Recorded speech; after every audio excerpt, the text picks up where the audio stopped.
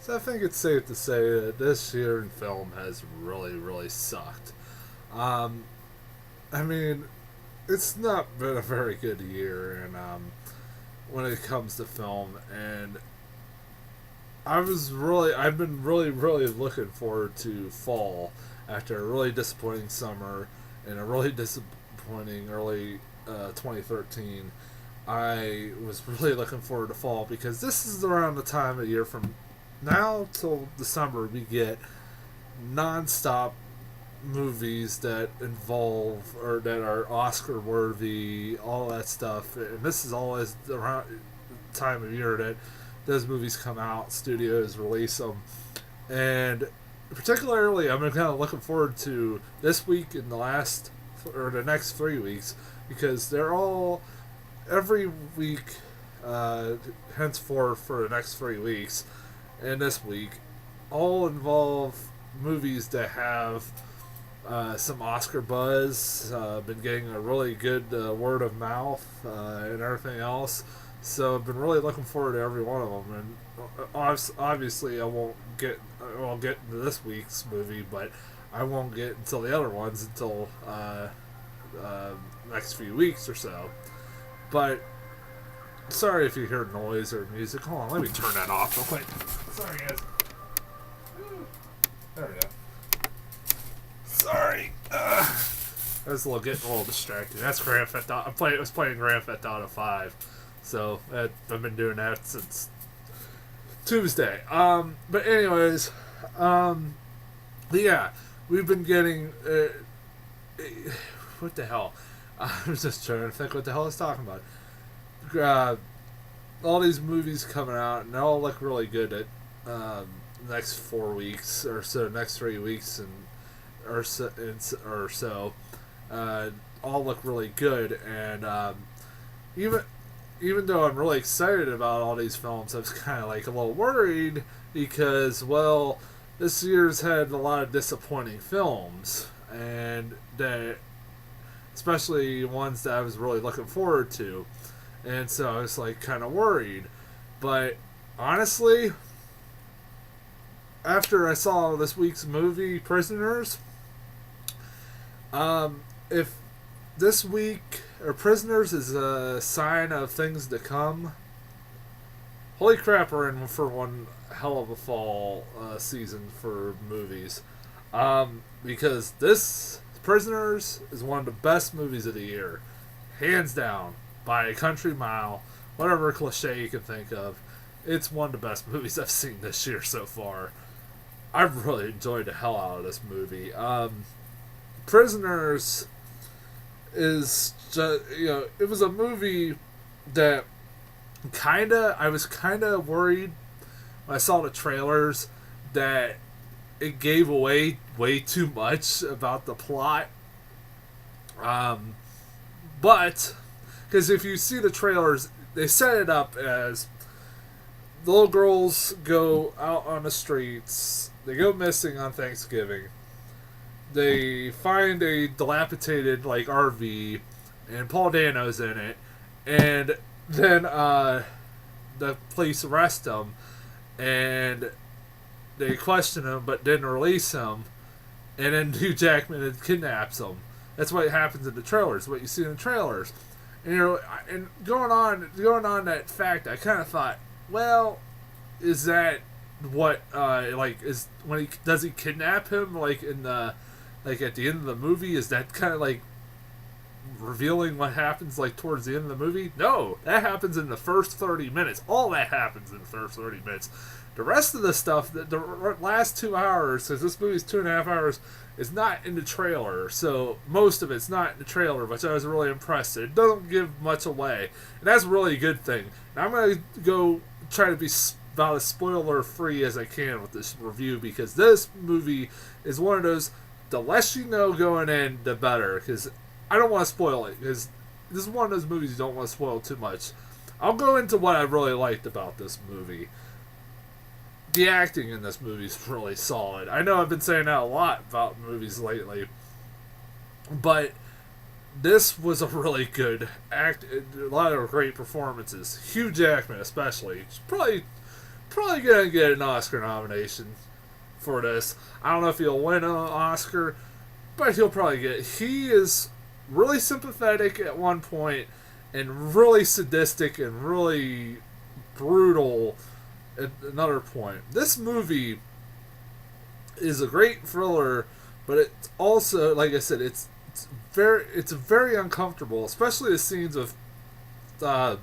It's very uncomfortable in a lot of parts, and really brutal in a lot of parts. And those the particular parts that are brutal and uncomfortable to sit through are parts of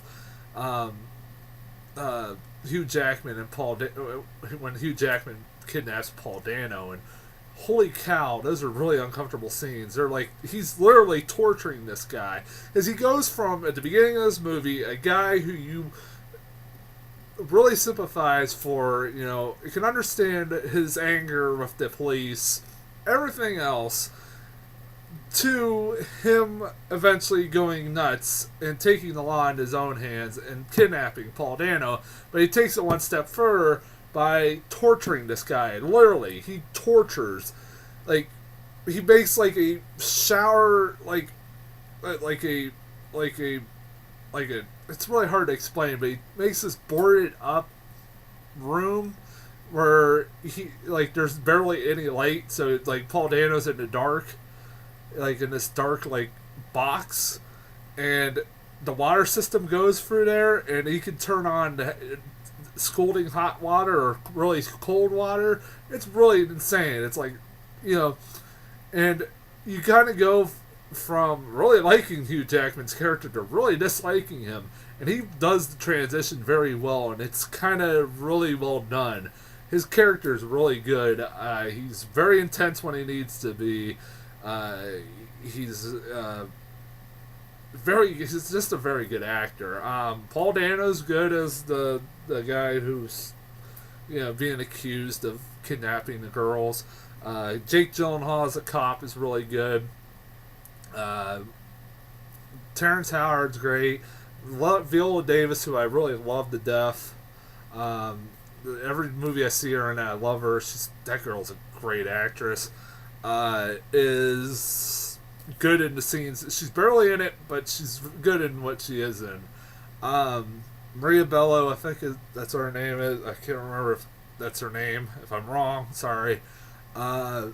Is great as Hugh Jackman's wife, everything else. Everybody's really good in this movie. Everybody pulls off a great performance. Also, one of the things I've really freaking liked about this movie is that this movie's really unpredictable. This movie's like 2.5 hours long, and that was one thing I was worried about it, was that it's 2.5 hours, and I felt like maybe it would feel 2.5 hours, and it doesn't, because honestly, I was invested in this movie a lot. I mean, to the point I wanted to know where this was going, how this was going to end. I didn't really know how this was going to end, and honestly, how it ended, I could never saw coming. Like the revelation at the end of who did it, everything else, because you do find out who did it. You find out where the girls are. I'm not saying whether or not they're alive or dead or alive. I'll tell you guys that. I won't tell you guys that. You'll find out. I won't tell you who it is. But the twist is one of those twists I didn't see coming. It was really took me aback. Like, I didn't see that coming. And it's one of those, I want to watch this movie again. It's one of those twists that you want to watch the movie again because you're like, there's probably a lot of subtle hints here and there throughout the movie. I'm sure there's subtle hints throughout the whole movie that you miss, and are think are very minor, but end up being really important towards the end.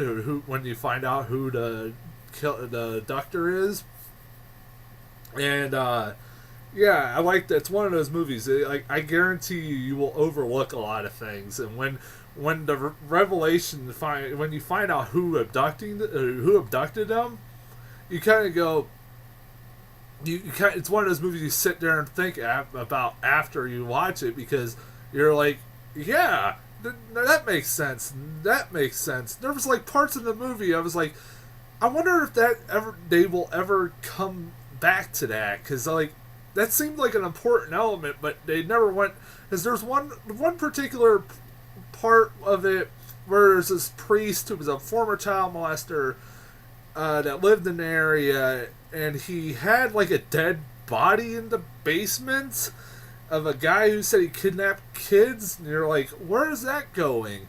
And I was like, that has to play somewhere in there. And like, and they almost don't ever mention it again. And then, but it does come towards the end. I like that. It all kind of ties up at the end, and it's one of those movies I want to watch again, because like I'm sure there's more hints here and there that I missed. Like there was conversations that I missed, kind of zoned out at, and I really shouldn't have. It's very subtle like that. I like that. Like I said, it's really unpredictable, really disturbing, and the stuff with the torture. Well, it's kind of funny. I was like talking about Grand Theft Auto 5. This is the second thing in the past week that I've seen involving torture. Grand Theft Auto 5, there's a scene where you gotta torture somebody, a level where you gotta torture somebody. And that got a lot of controversy. In this movie, there's a lot of torture in it. But that game and the movie both don't like condone the torture, because honestly, even though he tortures Paul Dano to throughout the whole freaking movie, how they find the abductor is not because of his torturing Paul Dano, it's because of police work. So it shows that not always torturing somebody gets the job done. And I kind of like that, I don't condone it. I mean, I'm one of those people on a boat that I don't exactly think that torture is the greatest method of doing things, but sometimes it does get the job done. But I'm not going to deny it doesn't. Bit more when it involves war and stuff like that. But I'm not getting into that debate. What was I going to talk about? Damn it! What was that other thing? Sorry, zoned out there for a minute. Yeah, but like I said, it don't condone the war or torture at all. Yeah. And honestly, it was like one of those things. Like I can honestly understand. You could, as a person that I'm not a parent or anything, but I can understand what Hugh Jackman does. And that's one of the things why I like Hugh Jackman's character, because you can understand why he went to where he did, like to kidnap Paul Dano. You can understand. Even though I'm not a parent, I can understand. I have a niece on the way. Somebody took, somebody, and that's going to be the closest I have to a kid until I eventually have a kid. And if somebody took my niece, I would hunt their ass down to the end of the world. I think anybody would do that. But at the same time, I like that the movie doesn't make you exactly. It makes you kind of despise the character by the end of it, because what he does is, I'm sitting there thinking the whole time as I'm watching this, as he's torturing this guy, that you could he could go to jail for the rest of his life if he's caught, and his daughter could maybe be found, but if his daughter's found, he might not be able to see her because he was going to be in jail probably for the rest of his life. I didn't understand. I mean, I kept thinking about that in the back of my mind. They do address that towards the end. I will say that they addressed that towards the end. Thank God.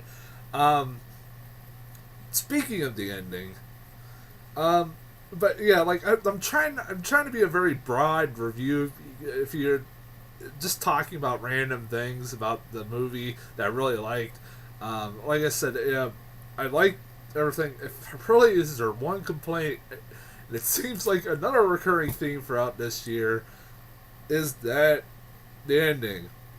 The ending is very abrupt. It's very abrupt. and it ends where you kind of want to see it go a little bit longer, at a point where you kind of want to see it go a little longer, see where it goes from there. But I could kind of understand because the overall story kind of did end, but where it ended was very abrupt, and not giving it away, but it's kind of very abrupt, and it's like I heard a couple people audibly go, "What the hell, did that movie just end like that?" And I'm like, "Yeah," it's like I didn't like the way it ended. I didn't. I kind of didn't. It was very abrupt, but at the same time, it was really good. What a shocker! A movie at the end of the ending that I was not too happy about. But again, I didn't hate the. I really love this movie, and it far from hurt that movie.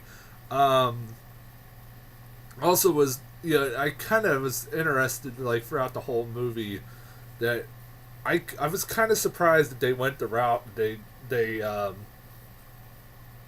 caught the abductor, and you find out who the abductor is, and they find out where the girls are dead or alive. Towards the end, because I was like, I wanted to see. I thought they maybe would take a more realistic approach in the fact that they never do find the girls or never find the abductor, which that really happens in real life. Half the time, those things they never find them. And this movie takes place like over a week, and usually when kids are gone for a week, they don't come back. Or you don't ever see them again. And I was kind of surprised it didn't go that route, but like you never found out like anything. It ends up being a closed case. Surprised it didn't go that route. I know it probably would have made people mad and stuff like that, but it would have been more realistic. But it's not that's kind of a really minor complaint. Either way, I'm still invested. I kind of wanted to. By the end of it, I did want to find out who did it. I mean, you kind of do want to know by the end of it who did it. And I also, one thing I forgot to mention is that one of the things I liked about this movie is that it's very complex, too. It's a very complex movie. And one of the coolest things about this movie, like early on, is like, I like the fact how Hugh Jackman, like, when they first get Paul Dano and they release him, Hugh Jackman goes to attack him as he's leaving the police station. And when he does, Paul Dano says something like, he tells him, he says, "They didn't cry until I left them." And that freaks him the fuck out. I mean, and he also like at points like when he abducts Paul Dano, Paul Dano's singing Jingle Bells, which was what the girls were singing right before they got abducted. They left the house and got abducted, and that freaks them out too. But at the same time, they're also playing on the fact that maybe this is in Hugh Jackman's head, and you're like, you can't really tell whether or not, because every time he says, he hears that nobody else hears it, or nobody else is around. So you kind of like, they play on the fact that maybe he thinks he hears this, and it's all in his head, and he just maybe wants to hear this. It's kind of good. I like that. God, I keep thinking I'm forgetting something else that I really liked about this movie. Son of a monkey. I don't know. I like I said, I try not to. This is a very broad review. I know, and I'm kind of just going through bullet points. Just like stuff I can off the top of my head I really liked, and because I don't want to spoil this movie, I'm trying to be very broad about it. When you like a movie, you don't want to spoil it for anybody. I do want to talk about the trailers though, because when I talked about all these Oscar buzz-worthy movies, I got every freaking Oscar buzz-worthy movie that came to a film festival, a trailer for every movie. I saw an article that said, right before I saw the movie, I saw an article where it said every Best Picture winner has to has to be like a buzzworthy movie at a film festival, and they listed all the ones that are early Oscar buzzworthy movies at film festivals. And I got a trailer for every one of those. I got a trailer for American Hustle, which that's David O. Russell's new movie with Christian Bale, Amy Adams. Damn it! Who's the other? Christian. That. Why am I? Oh, Bradley Cooper and Jennifer Lawrence. That's really cool. I like that. I'm like, oh man, that looks really good. I'm really looking forward to that. I don't know what the plot is about, but it's set in the 70s and it's got really kick-ass soundtrack. So I'm like, all right, really cool 70s music, and it's got a lot of cool style from the 70s. Even though I hate David O. Russell as a person, he's a prick, and he can make good movies. So whatever. Weirdest trailer I got was the movie Her. Never heard of it. Is Spike Jonze's new movie. The guy who made Where the Wild Things Are, being John Malkovich, and Adaptation. He's made really weird movies. It's Joaquin Phoenix has like a computer assistant, like a Jarvis from Iron Man. It's a girl, and he has conversations with this. The girl's voice is played by Scarlett Johansson, and he's having like these conversations, deep conversations with this computer. And he starts having a romantic relationship with it. It's really a weird movie. Looks like a weird movie, but it's Spike Jonze, so I'm like, all right. He's made some weird movies, so I'm like, all right, I'll have to check that out. You got Nebraska, Alexander Payne, guy who made Sideways and Descendants, his new movie. That looks all right. It looks like an Alexander Payne movie. I like Sideways a lot. I love that movie. I like that a lot better than Descendants, but Descendants was a good movie, but Sideways is way better. Gravity, I had the new trailer for Gravity, which is one of the movies I'm really looking forward to that comes out in a couple weeks. Which is getting really good. All these movies are getting good reviews. I think I'm forgetting something else. What was that one? All Is Lost with Robert Redford, stranded at sea on a boat that's sinking. It's Robert Redford by himself, and the guy can carry a movie. It looks like he might be getting an Oscar, another Oscar again. That'd be kind of sweet. I like Robert Redford. No problems there. Kind of looked good. I don't know. Didn't see much from the trailer. Just Robert Redford stranded in the middle. And the funny part about, you got all these like Oscar buzz movies, right? We got all these trailers, all right? And the last trailer we get before the movie starts is Escape Plan with Arnold Schwarzenegger and Stallone. And you're like, that's a weird freaking choice for the last trailer. All right, because I'm looking forward to Escape Plan. It's the prison escape movie with those two. I'm looking forward to it a lot, but that's a weird set of trailers. But fuck it, why not? Why not? I guess. That's really weird.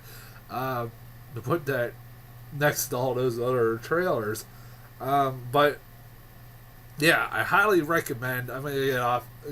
I'm gonna cut this short before it gets too long. I highly recommend Prisoners.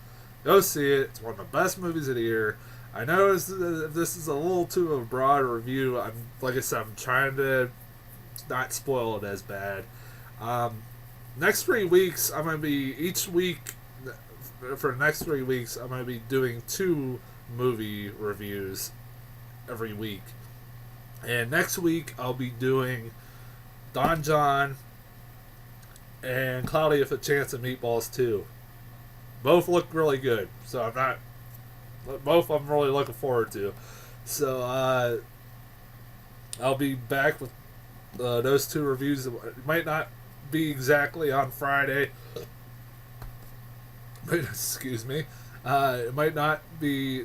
Both reviews might not be up on Friday. One might be up on Friday and Saturday, or they might be both on Friday. So I don't know. I'll find out. But until then, I'll see you guys soon.